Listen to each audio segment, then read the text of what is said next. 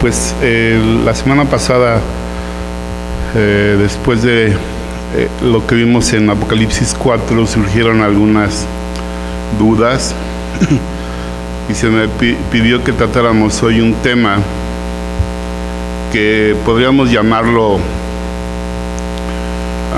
el equilibrio entre la salvación por gracia y la conducta digna del cristiano. Entonces, al final les van a dar unas hojas, son 2 hojas, y vamos a tratar este asunto desde el diseño que Dios hizo para los redimidos. Entonces vamos a leer en Efesios capítulo 2, versículo 10.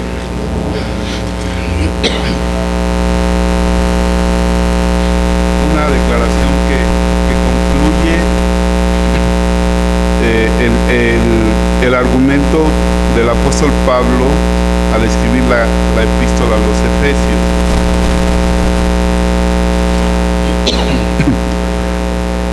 Capítulo 2, versículo 10. En realidad ese versículo es, digamos, el núcleo de la epístola a los Efesios, y podemos ver hacia atrás y hacia adelante desde ese versículo. Entonces, vamos a leerlo juntos. Capítulo 2, versículo 10. ¿Cómo dice?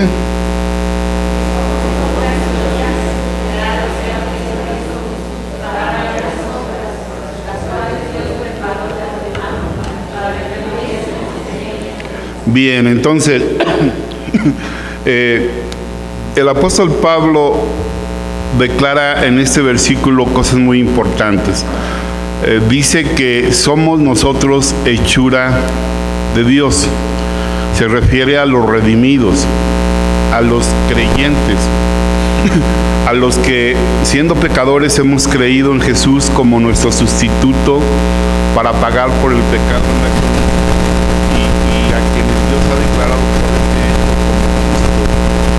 A quienes Dios ha regenerado o creado de nuevo, ahí somos creados en Cristo Jesús,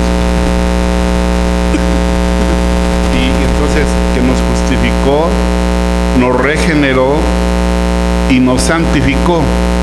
Son las 3 columnas teológicas de la salvación. Son las 3 columnas teológicas de la salvación. Dios declara justo a aquel que cree en Jesús.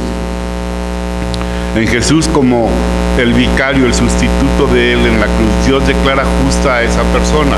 Pero sin embargo esa persona en realidad todavía no es justa plenamente, todavía no es perfecta, todavía no es impecable. Pero Dios ya le ha declarado justa. Y esto genera un compromiso de parte de Dios. ¿Por qué Dios ha declarado justos a los que no lo son? Bueno, el Evangelio es un intercambio entre nuestra injusticia y la justicia de Cristo. Cuando nosotros creemos, todos nuestros pecados son echados sobre Jesús, fueron echados sobre Él en la cruz, y Él nos dio a cambio su justicia. Y entonces Dios dice, Él es justo, ella es justa. Pero en términos de nuestra situación aquí en la tierra, eso todavía no es cierto. En su presencia, como dice Efesios 1:4, nosotros ya somos justos delante de Él. Es más, no solamente justos, justos y sin mancha, santos y sin mancha, perfectos. Así nos ve Dios desde el cielo, porque nos ve a través de la obra de Jesús. Pero eso se llama una santidad posicional. Es decir, en esa posición que Cristo nos ha puesto, nosotros somos santos y sin mancha. Es la santidad posicional. Pero hay una santidad situacional. Nosotros estamos aquí en la tierra, y eso de que somos santos y sin mancha, en realidad, si somos honestos, no es verdad. Tan no es verdad que ayer, la semana pasada leímos que el apóstol Juan nos dice que si decimos que no tenemos pecado, que nos engañamos a nosotros mismos. Y la verdad no está en nosotros. Y si insistimos en decir que no tenemos pecado, lo hacemos a Él mentiroso. porque la verdad es que nosotros todavía en esta tierra somos pecadores. Y por eso el apóstol Juan nos dice en su primera carta, pero ya en el capítulo 2, versículo 1, que lo que escribe lo escribe para que no pequemos. La voluntad de Dios es que nunca pequemos, nunca, porque Él es santo y el pecado ofende a Dios. Pero como Dios conoce nuestra realidad, como dice el Salmo 78, si usted lee el Salmo 78, va a ver cómo el pueblo de Israel una y otra vez hacía lo malo, una y otra vez y una y otra vez. Pero dice ahí en algún punto, pero se acordó o se acuerda que somos carne. Entonces es una realidad que tenemos que admitir. Entonces el apóstol Juan dice, estas cosas yo les escribo esta carta para que no pequen. ¿Cuándo, Juan? Nunca. Pero como conoce nuestra condición, dice, y si alguno hubiere pecado, tenemos un abogado para con el Padre, a Jesucristo el justo. Y el versículo 2 dice que Él es la propiciación por nuestros pecados. Sin embargo, esta realidad crea un problema, y que a lo largo de la historia de la iglesia ha creado una gran polémica. Entonces, bueno, ¿puede el cristiano pecar impunemente de manera continua? Es decir, ya vimos que si decimos que no tenemos pecado, somos mentirosos, nos engañamos. Y Dios dejó un camino. ¿Cuál camino? Si confesamos nuestros pecados, Él es fiel y justo para perdonar nuestros pecados y limpiarnos de toda maldad. Qué maravilloso es el Señor. Pero hoy quiero que profundicemos en este tema y que veamos lo monstruoso, permítanme usar este término, lo monstruoso del pecado del creyente. Hemos leído que somos hechura suya, creados en Cristo Jesús. ¿Para qué? Leamos 2:10. Somos hechura suya, creados en Cristo Jesús, para buenas obras. Vean que ahí hay dos preposiciones. Una preposición es en, que quiere decir dentro de, estando adentro de, estando contenido por algo. Y la otra proposición, que es peri, es para. Entonces fuimos creados en Cristo Jesús. Todo lo que Efesios habla acerca de los beneficios para los que hemos creído en Él como Salvador es en Cristo. Si estamos en Cristo, tenemos perdón de pecados. Si estamos en Cristo, somos considerados santos y sin mancha. Si estamos en Cristo, tenemos una nueva relación con Dios. Si estamos en Cristo, ya cambió nuestra posición. Si alguno está en Cristo, dice 2 Corintios 5:17, si alguno está en Cristo, nueva criatura es. Las cosas viejas pasaron y fueron hechas nuevas. Pues aquí dice que somos hechura de Dios, creados en Cristo. Pero vean estas dos preposiciones, en y para. Es decir, en Cristo tenemos beneficios, pero tenemos una responsabilidad para buenas obras. De manera que un creyente que peca necesita confesar ese pecado para que se restablezca la plena comunión con Dios, para que sea perdonado y para que sea limpiado. Pero un creyente que vive en el pecado, pues es una contradicción, y en realidad es un monstruo. Vamos a ver por qué. Si quisiera que les dieran las hojas, solo que la primera hoja era la que está abajo, y entonces voy a leer aquí. Dios diseñó en Cristo una nueva vida para sustituir en nosotros la vieja naturaleza caída. Eso sería la proposición de este versículo. Dios diseñó en Cristo una vida sublime que este mundo no conocía. Dios diseñó en Cristo una vida sublime para nosotros, pero para que sustituyera la vieja vida. Ese concepto necesito que quede bien claro, por eso se escribió y ahí está. Dios diseñó en Cristo una vida sublime para que sustituya la vida de la vieja naturaleza. Ese es el centro de todo el Evangelio. Efesios fue escrita para que los creyentes sepamos dos cosas. ¿Qué es lo que en Cristo Dios ha hecho en nuestra vida? Y número dos, ¿qué es lo que en Él espera que hagamos ahora que somos salvos? ¿Ok? Entonces, si ya tienen sus hojitas, al centro está el versículo, o una parte del versículo con el que iniciamos.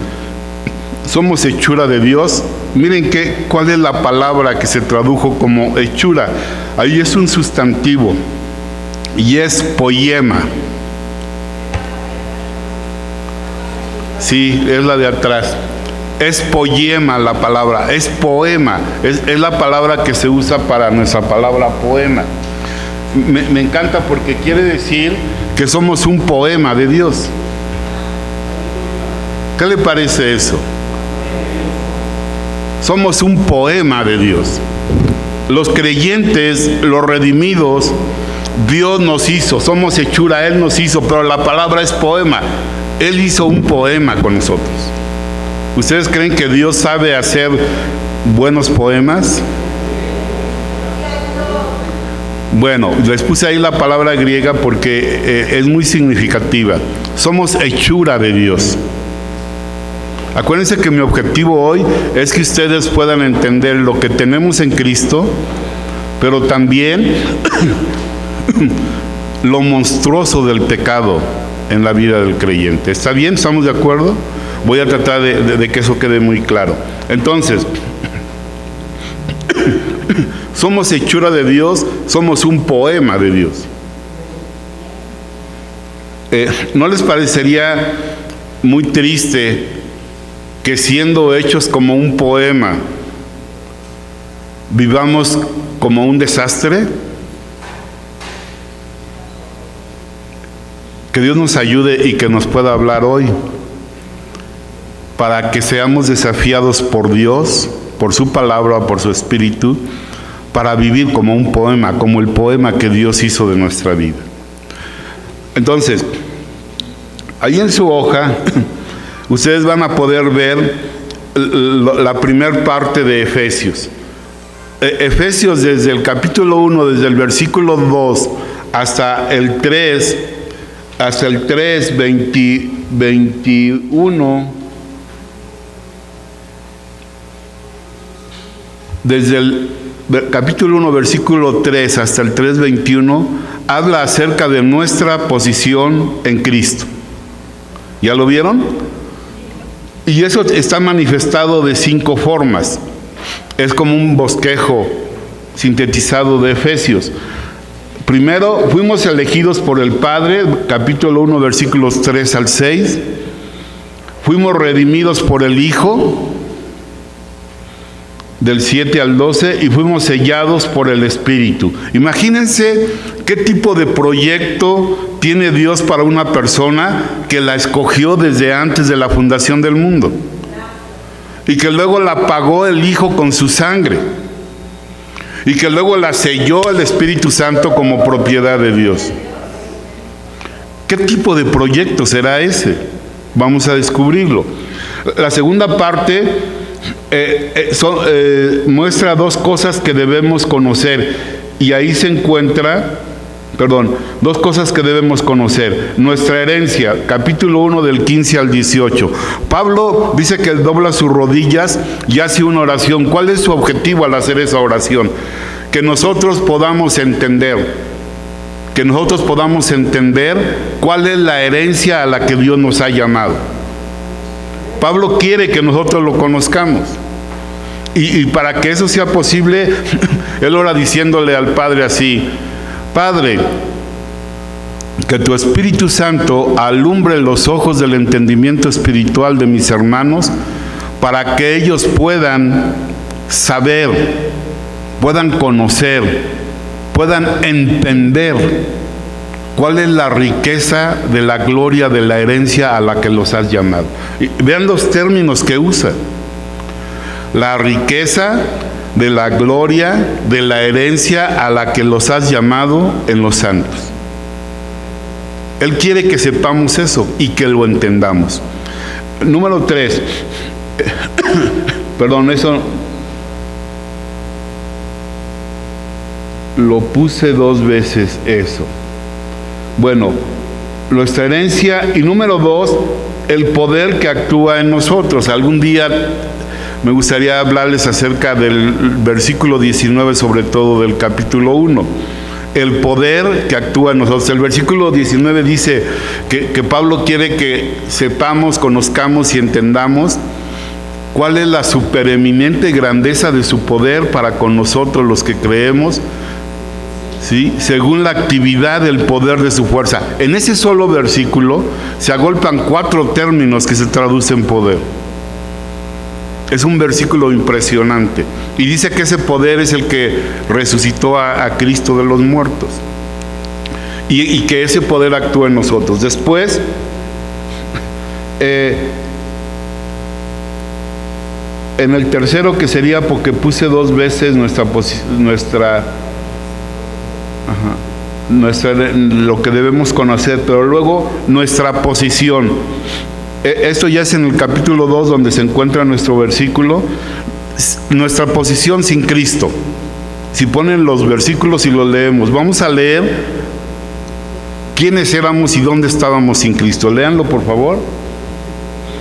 Efesios 2, 2 y 3.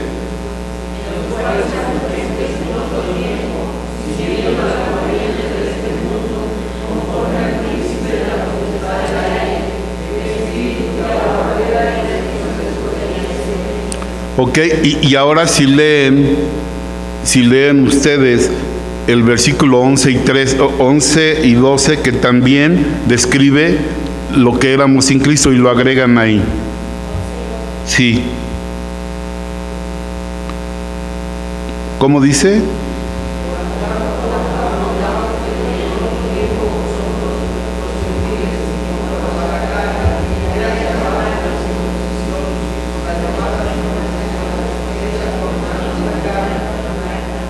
El 12.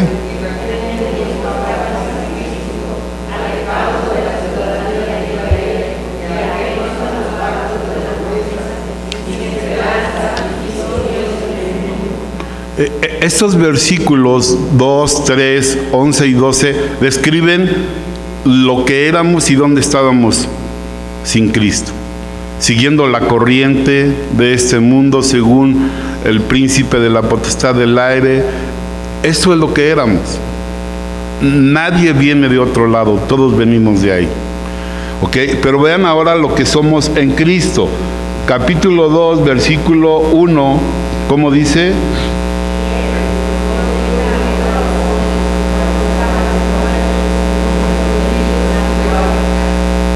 Quizá uno de los versículos más sublimes del Nuevo Testamento es el capítulo 5 de Romanos, donde dice: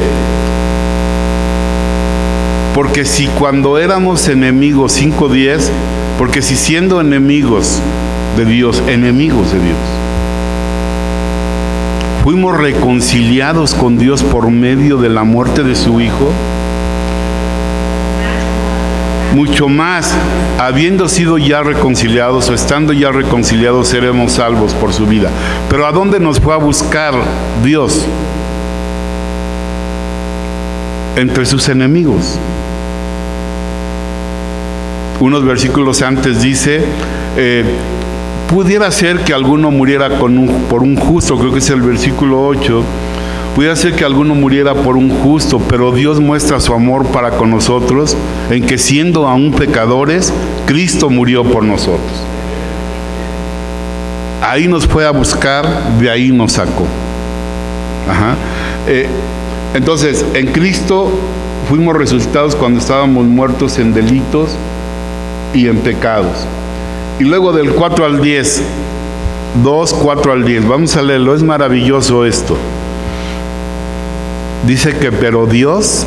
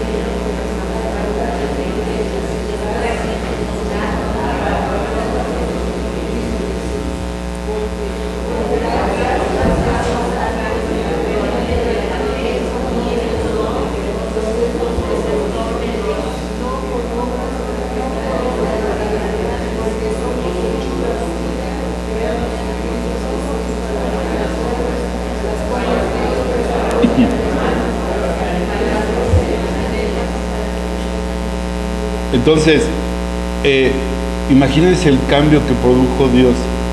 Estando muertos, nos dio vida juntamente con Cristo, y Dios es así, hace cambios dramáticos. ¿Hasta dónde nos llevó? Juntamente con Él, nos hizo sentar en los lugares celestiales con Cristo. Tenemos una posición en Cristo impresionante, lo que Él logró, ¿sí? Luego del versículo 13 al 22, al hermano Samuel Ascari, yo le escuché una predicación sobre esos versículos realmente sublime, de cómo Dios cambió nuestra condición. Vean, versículo 13, pero ahora en Cristo Jesús, vosotros que en otro tiempo estabais lejos, habéis sido hechos cercanos por la sangre de Cristo. Porque Él es nuestra paz, que de ambos pueblos hizo uno, derribando la pared intermedia de separación. Pablo está haciendo referencia a los diferentes atrios que había en el templo. Y había paredes de separación, como de 1,30 m.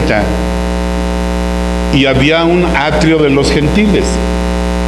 Y los gentiles, o pena de muerte, no podían pasar más allá.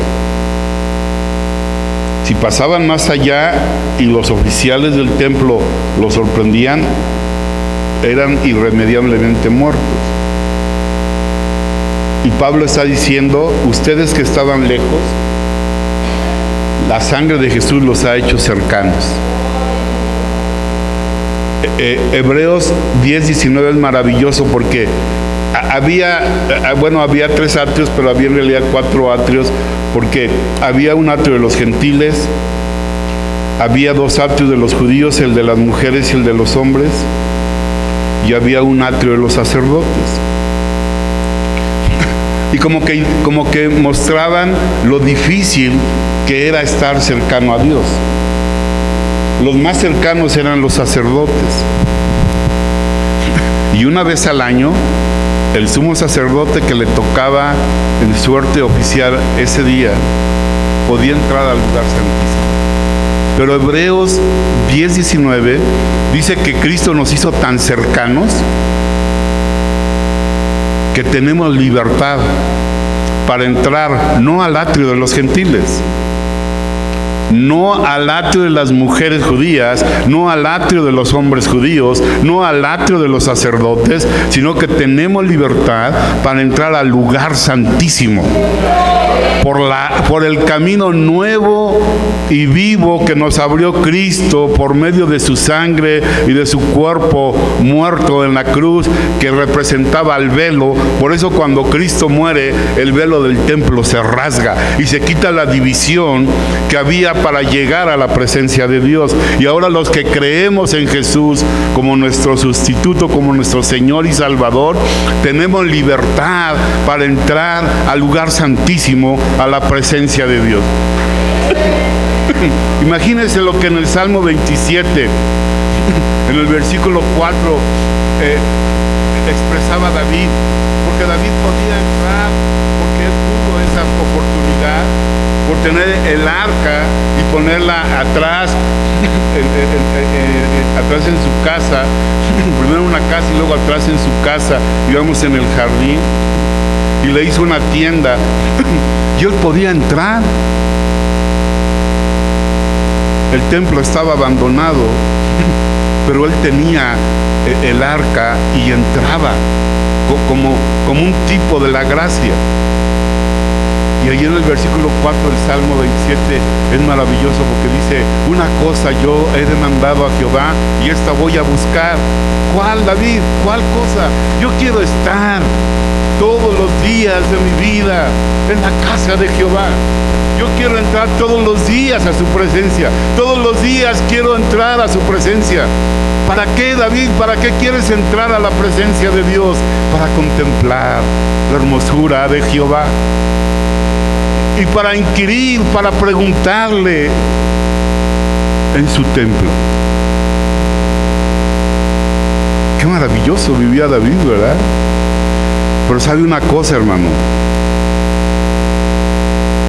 Cuando usted estudia el pecado de David, en el segundo libro de Samuel, en el capítulo 11 y hasta el 12:7, usted tiene que humillarse delante de Dios, porque los hombres más sublimes que Dios ha rescatado también han sido pecadores.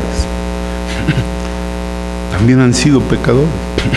Algún día me gustaría predicarles sobre el pecado de David, porque tiene una enseñanza de advertencia y de gracia para nosotros. Sin embargo, Él nos hizo cercanos. La sangre de Cristo nos hizo cercanos y ahora podemos entrar. Pero vea cómo dice, yo iba a leer hasta el versículo 22, pero no pude dejar de comentar esto, porque Él nos hizo cercanos. Y Pablo se refería a las divisiones que había entre los gentiles y los judíos. Cristo rompió eso. Ahora somos un pueblo. En Efesios, cuando Pablo dice nosotros, se refiere a los judíos, y cuando dice vosotros, se refiere a los gentiles. Pero Cristo rompió esa división, y Cristo rompió todas las divisiones que impedían al hombre llegar hasta Dios, y nos hizo cercanos por medio de su sangre, según nos enseña Hebreos 10:19. Dice: porque Él es nuestra paz, que de ambos pueblos hizo uno, derribando la pared intermedia de separación, aboliendo en su carne las enemistades, la ley de los mandamientos expresados en ordenanzas, para crear en sí mismo de los dos un solo y nuevo hombre, haciendo la paz. Y mediante la cruz reconciliar con Dios a ambos en un solo cuerpo, matando en ella las enemistades. Y vino y anunció las buenas nuevas de paz a vosotros que estabais lejos, y a los que estaban cerca, a nosotros, a los judíos. Porque por medio de Él, los unos y los otros, tenemos entrada por un mismo espíritu al Padre. Así que ya no sois extranjeros ni advenedizos, sino conciudadanos de los cielos, de los santos, y miembros de la familia de Dios. Edificados sobre el fundamento de los apóstoles y profetas, la Biblia, los profetas del Antiguo Testamento y los apóstoles del Nuevo Testamento, siendo la principal piedra del ángulo Jesucristo mismo, en quien todo el edificio, aquí hay un proyecto de crecimiento de Dios, en quien todo el edificio bien coordinado va creciendo para ser un templo santo en el Señor. Para eso nos diseñó. Por eso el pecado del creyente es algo monstruoso. Fuimos diseñados para ir creciendo en santidad, para ir siendo edificados como un templo. El templo ya no es en Jerusalén. Jesús le dijo a la mujer samaritana cuando ella le preguntó: ¿en qué monte debemos adorar, aquí o debemos adorar en Jerusalén? La hora viene, ahora es, cuando ni en Jerusalén ni en ese monte, porque el templo ahora somos nosotros. Para ser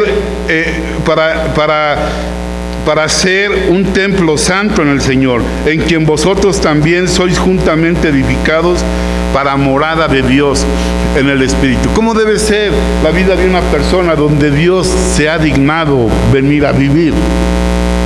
¿Cómo debe ser la vida de un creyente en el que Dios dijo: yo voy a vivir ahí? ¿Podemos vislumbrar un poquito lo monstruoso del pecado del creyente? El pecado del creyente es más monstruoso, si se puede decir así, que el de los que no conocen a Dios. Vean el diseño de Dios. Hoy no voy a hablar mucho de este último punto porque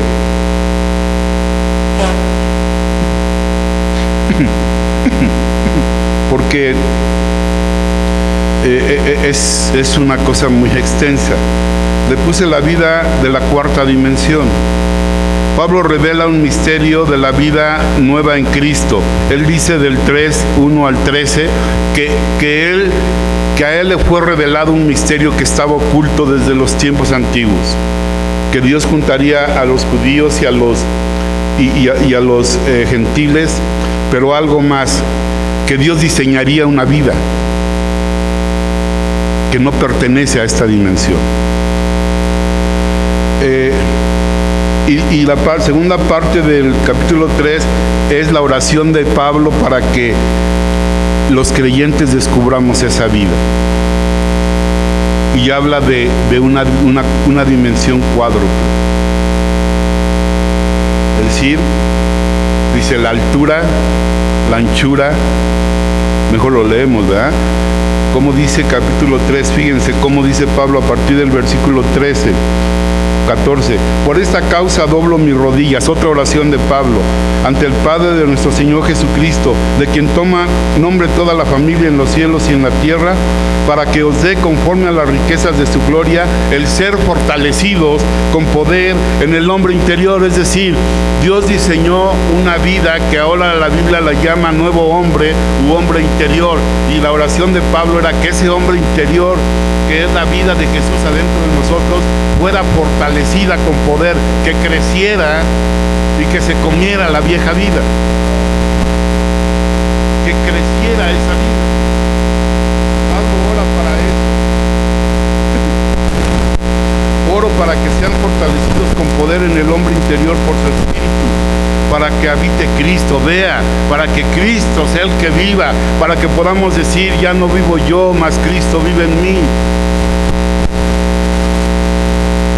Cristo vive en mí, para que habite Cristo por la fe en vuestros corazones, a fin de que arraigados y cimentados en amor.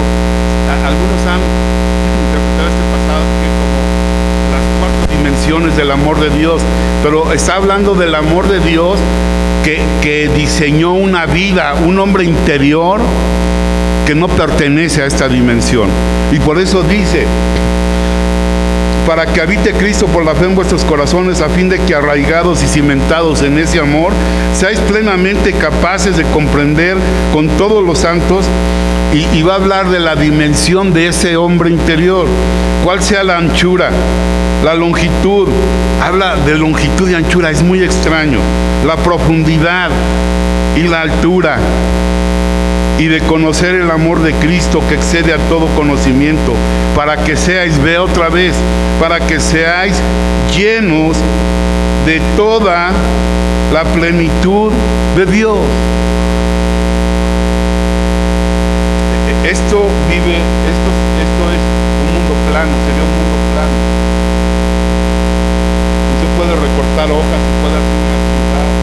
Y luego yo les compré un tapete donde había una ciudad.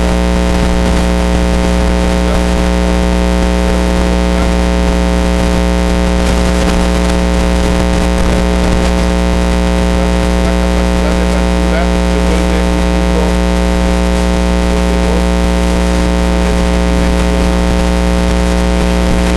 en una dimensión de tres, una tridimensional. En aritmética y en matemáticas hay un concepto de una cuarta dimensión impresionante, y parece que esa es la vida de la que está hablando, una vida de la cuarta dimensión, una vida que este mundo no conoce.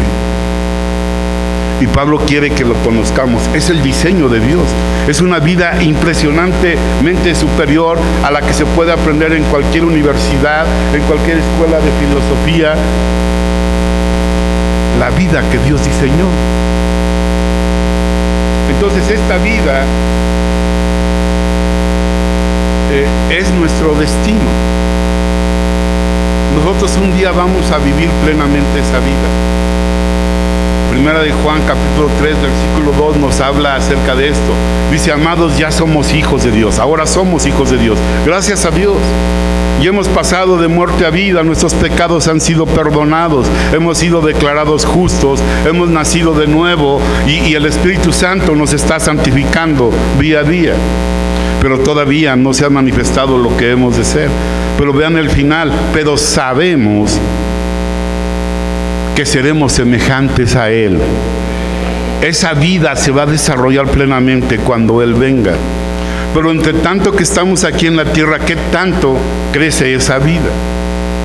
Y la segunda parte de Efesios habla acerca de eso. La primera parte que hemos visto de manera muy así panorámica, pero yo quiero que les quede muy claro y por eso traje esas hojas.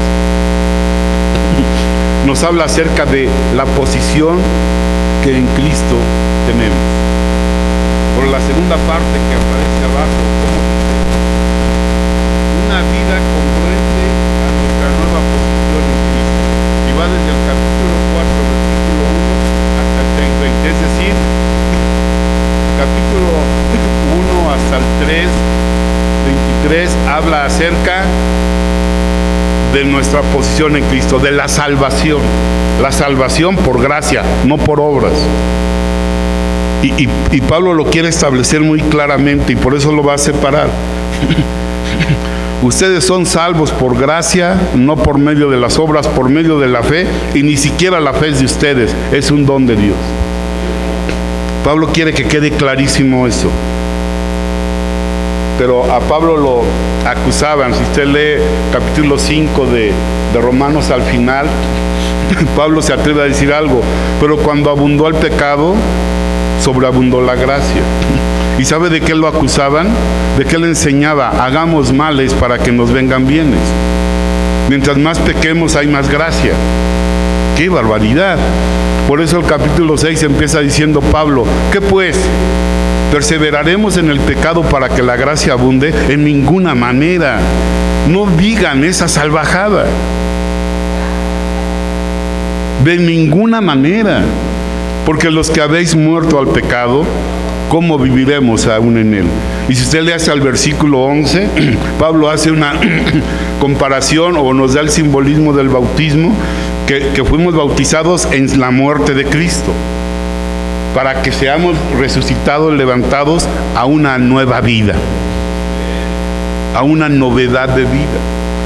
Y en el versículo 1 dice, en el versículo 11, si lo lee usted ahí en Romanos 6, dice: consideraos pues muertos al pecado, pero vivos para Dios. Entonces, si Cristo pagó por nosotros, si Él nos rescató, si Él nos salvó de pura gracia, ahora Pablo quiere hablar en la segunda parte de Efesios cómo nosotros debemos portarnos.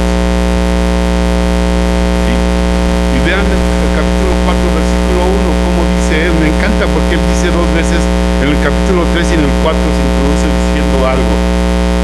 Yo pues, preso en el Señor. Me encanta. Dios me habló la semana pasada con ese pasaje, pensando yo en complicaciones de la vida, en sufrimientos. Y estudiando, leí una mañana como decía en el capítulo 3, yo prisionero de Jesucristo, y aquí en el 4, yo pues preso en el Señor.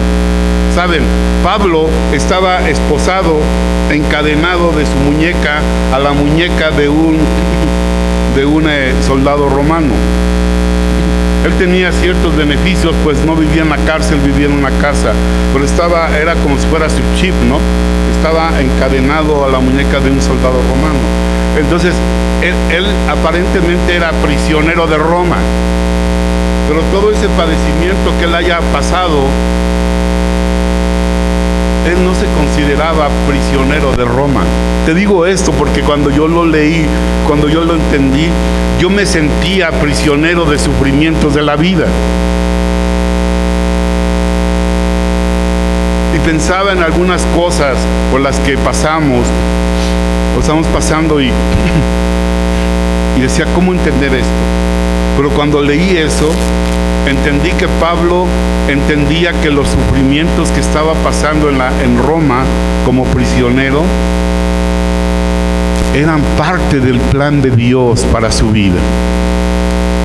Él no se consideraba prisionero de Roma, se consideraba prisionero de Jesucristo. Es decir, yo estoy aquí porque Él quiere que yo esté aquí. Imagínense la madurez de ese hombre, cómo su hombre interior crecía tanto que se negaba a aceptar que era prisionero de Roma. Él era prisionero de Jesucristo. Y entonces les dice, yo pues preso en el Señor, ¿qué dice? Os ruego que andéis como es digno de la vocación con la que fuisteis llamados. ¿Ya viste todo el glorioso plan de Dios que hizo para salvarte? ¿Ya viste cómo el Padre te escogió, el Hijo te redimió, el Espíritu te selló? ¿Ya viste que el poder que hay disponible para tu vida, que fue el mismo que resucitó a Jesucristo de entre los muertos? ¿Ya viste de dónde te sacó? ¿Ya viste a dónde te puso? ¿Ya viste que te hizo cercano, que ahora eres miembro de la familia de Dios, que eres miembro de los ciudadanos del cielo? ¿Ya viste todo eso? Entonces ahora, por favor, compórtate como es digno de la vocación con la que fuiste llamado. Y allí en su material usted va a ver que el apóstol Pablo habla 1, 2, 3, 4, 5, 6 formas de comportarnos en diferentes ámbitos. Lo primero es nuestra conducta en la iglesia.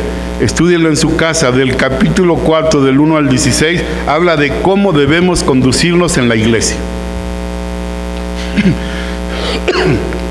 Es muy interesante que al hablar Pablo de estos 6 ámbitos de comportamiento, de conducta,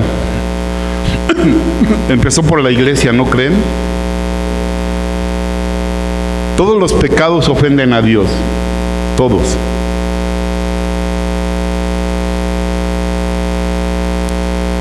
Pero los pecados que se cometen en la iglesia, contra la iglesia, cuidado, hermanos.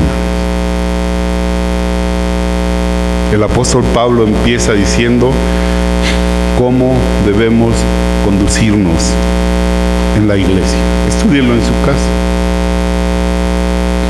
Habla acerca de que debemos ser solícitos en guardar la unidad de la fe. Ahí habla de cómo debemos conducirnos y habla del proyecto de Dios y cómo la iglesia existe para alimentar la vida que Dios diseñó. Versículo 13 dice, hasta que todos lleguemos a la unidad de la fe, al conocimiento del Hijo de Dios y a la medida de la estatura del varón perfecto, que nos parezcamos a Cristo. ¿Cómo conducirnos en la iglesia? Del versículo 17 hasta el 5:20 habla acerca de cómo conducirnos en nuestra vida moral. Vean cómo dice en el versículo 17, esto pues pido o digo y requiero en el Señor, que que ya no andéis como los otros gentiles. A ellos no les queda otra. Que ya no andéis como los otros gentiles. ¿Que andan qué? ¿Sí? ¿Por qué? Porque tienen el entendimiento entenebrecido y son ajenos de la vida de Dios y tienen duro el corazón y son ignorantes. Por favor, si Dios te redimió, si Cristo te compró y Dios te diseñó una vida gloriosa para vivir, no vivas la porquería de vida que viven los que son ajenos a la vida de Dios. Por favor, no vivas esa vida. No desperdicies tu existencia viviendo la vida miserable que viven los que no tienen otra opción. Y entonces empieza a hablar acerca de la vida moral. Y si usted lee hasta el 5:20, ahí va a encontrar. Y en el versículo 22 dice, despojaos pues, ¿cómo dice? Versículo 22, en cuanto a la pasada manera de vivir, despojaos del viejo hombre que está viciado conforme a los engaños. Cada palabra necesita una explicación de media hora. Despojaos del viejo hombre, porque está viciado conforme a deseos engañosos, es decir, nunca te va a dar lo que te promete. Siempre quedarás insatisfecho, siempre quedará algo incompleto, nunca tendrás plena satisfacción. La samaritana buscó esa vida, buscó satisfacción en esa vida. Se casó una vez, no encontró satisfacción. Se casó otra vez, no encontró satisfacción. Se casó otra vez, no encontró satisfacción. 5 veces. La 6ª vez ya no se casó, ya había aprendido la lección de que ahí no había satisfacción, que eran deseos engañosos. Pero apareció el 7º hombre de su vida, Jesucristo, y Él le dio satisfacción. Cualquiera que beba del agua de este pozo volverá a tener sed. Cualquiera que beba en el viejo hombre volverá a tener sed. Como Jesús acusó a su pueblo allí en el profeta Jeremías, en el capítulo 2 y el versículo 13, que le dijo, 2 males ha hecho mi pueblo. Me dejaron a mí, que soy fuente de agua viva, y cavaron para sí cisternas rotas que no retienen agua. ¡Qué tragedia! Estar almacenando agua para satisfacer mi sed espiritual, la sed del alma. Y cuando voy a beber agua no hay agua. Pero lo que el viejo hombre puede ofrecer es eso, deseos engañosos. Está viciado conforme a deseos engañosos. Renovaos, dice Pablo, o el Espíritu Santo, en el espíritu de vuestra mente, y vestíos del nuevo hombre, creado, diseñado según Dios, en la justicia y en la santidad de la verdad. Vístete de ese hombre. Lo que sigue son pares opuestos. Las características del viejo hombre y las del nuevo hombre. Búscalas, evita, niégate a las características del viejo hombre, despójate de él y vístete del nuevo. Pablo oró para que nosotros nos diéramos cuenta de esto, y cuando viniera el viejo hombre le dijéramos, porque ese viejo hombre es Adán, es la naturaleza de Adán, le dijéramos, Adán, ya te escuché, pero no te voy a obedecer. Mire, en realidad el pecado es obedecernos a nosotros mismos, a nuestro viejo hombre, para no obedecer a Dios. Entonces, Pablo habla acerca de nuestra conducta moral, y después, a partir del versículo 21 del capítulo 5 de Efesios, habla, y hasta el final, hasta el 33 yo creo, habla acerca de nuestra conducta en el matrimonio. Y ahí da una responsabilidad a la mujer, sujetarse, y da una responsabilidad al esposo, a amar. Si la mujer se sujeta, la mujer colabora a que se cumpla el plan de Dios. Y si el hombre ama, el hombre crea el ambiente para que la mujer se pueda sujetar. Hay una instrucción muy clara del apóstol Pablo. Estúdielo en su casa. Ore a Dios. Cada una de estas áreas de nuestra vida, Dios las tuvo en su mente cuando lo escogió y cuando Él diseñó la vida que Él quiere que usted viva. Después habla acerca, salté lo de nuestra conducta devocional 18 y 19. Lo voy a leer del capítulo 5 porque es muy importante. 18 y 19 es hasta el 20. Perdón, 19 y 20, corríjanle, ¿no? Por favor. No, 19 y 20. La conducta moral termina en el 18, donde dice: no os embriaguéis con vino, en lo cual hay disolución. Otra vez, cada palabra aquí necesitaría algún tiempo para explicarse. Antes bien, sed llenos del Espíritu. Por eso puse entonces el 18 al 20. La segunda parte del 18, nuestra vida devocional: sed llenos del Espíritu, y hablando entre vosotros con salmos, con himnos y cánticos espirituales, cantando y alabando al Señor en vuestros corazones, dando siempre gracias por todo al Dios y Padre, en el nombre de nuestro Señor Jesucristo. Corríjanme bien la vida devocional del 18b al 20. Ya vimos entonces nuestra conducta en el matrimonio y luego nuestra conducta en la familia. ¿Sí? Hijos, obedeced a vuestros padres, obedeced en el Señor a vuestros padres, porque esto es justo. Y ya honra a tu padre y a tu madre, que es el primer mandamiento con promesa para que te vaya bien y seas de larga vida sobre la tierra. Y vosotros, padres, que no provoquéis a ira a vuestros hijos, sino creadlos en disciplina y amonestación del Señor. Y después del versículo 5 al 9 habla acerca de nuestra conducta laboral. Si somos empleados, ahí dice, ya no existen esclavos hoy, no sé, pero los empleados obedezcan a sus patrones y los patrones no sean abusivos con sus empleados. Merece un estudio, ¿verdad? Y finalmente, nuestra conducta ante la batalla espiritual que todos nosotros libramos. No tenemos lucha contra carne y sangre, sino contra principados, contra potestades, contra gobernadores de las tinieblas, contra huestes espirituales de maldad. Entonces, fortalezcámonos en el Señor y en el poder de su fuerza. Es la única manera de vencer. El diablo es más poderoso que nosotros, pero nuestro Dios es más poderoso que el diablo. Está bien, hermanos, yo he tenido que correr un poco, pero aquí queda el material. Pero lo que he querido establecer es lo que fue la salvación, y ahora Pablo está hablando muy seriamente. Todo lo demás de Efesios se trata de: anda como es digno de la vocación con que fuiste llamada. Ahora, si lo hace uno eso, la hoja que está al frente dice, ¿la qué? Hermano, ¿por qué escogió esa palabra? No sé, pero ahí está, y en realidad es algo monstruoso. Mire,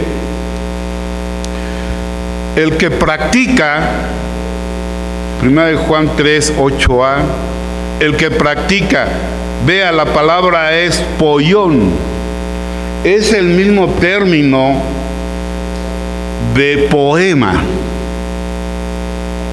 nada más que allá es un sustantivo y aquí es un verbo.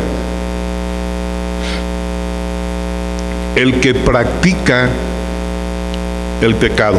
Poión significa o describe hacer algo. Algunas traducciones, de hecho, no traducen el que practica, sino todo aquel que hace pecado. Pero es mejor la traducción practica, le voy a decir por qué. La terminación verbal de esta palabra está en tres características importantes del verbo. Está en presente, es un acto que se realiza en el presente y que se puede realizar continuamente. Está en voz activa, es decir, el sujeto la ejecuta la acción, pero el modo en el que está es participio. Quiero decirle algo acerca del participio griego. El participio griego es como si juntáramos un pronombre yo, tú, y un verbo, hacer. Por eso creo que es más correcta la traducción practica. Aquí quiere decir, miren, el participio es como si fuera un pronombre, un sujeto y un verbo, en donde el verbo describe la característica principal del sujeto. ¿Entiende esto? Es decir, ese sujeto, digamos, esa persona que hace pecado, es alguien que peca eventualmente. Que peca, va, confiesa, es perdonado y limpiado. Pero cuando aparece un participio, es que la característica principal de esa persona es pecar continuamente. ¿Entiende la diferencia? No, el tiempo es presente, pero el modo en el que aparece el verbo por su terminación es un participio. El participio es como un verbo comiéndose a la persona. Una ocasión una persona me dijo, tengo el hábito, tengo un hábito. ¿Cuál hábito? El hábito de fumar. Okay, y yo trataba de convencerlo de que sí era un hábito, pero que ya había pasado la etapa del hábito y que ahora era un vicio. Y yo no encontraba cómo convencerlo, cómo decirle.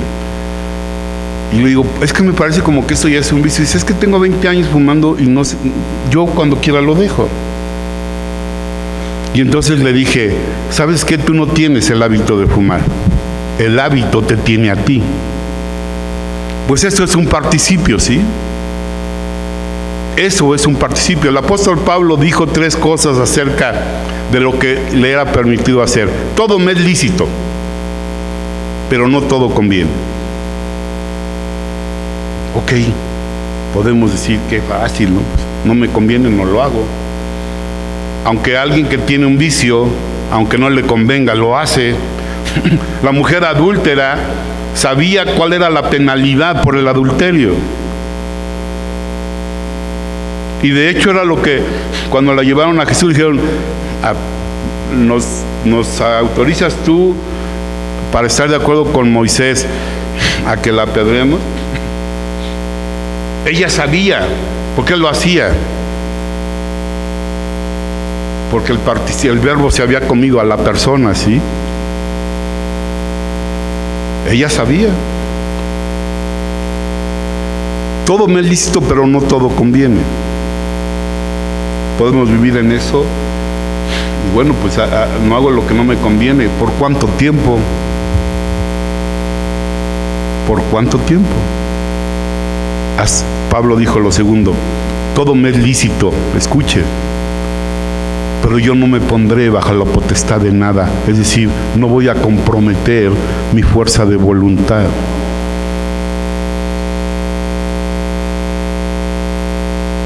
Porque aunque todo me es lícito, pues voy, confieso, me perdonan y me lavan. Sí, pero te vas a poner bajo la potestad del pecado. Fíjese lo que dice el texto que mencioné al principio. El que practica, ¿entendemos lo que es practicar? Es un participio. La característica principal de esa persona es pecar. Y puede venir a la iglesia, pues es un creyente. Puede venir a la iglesia. Puede predicar. Todo. Puede hablar en lenguas. Puede dar un mensaje.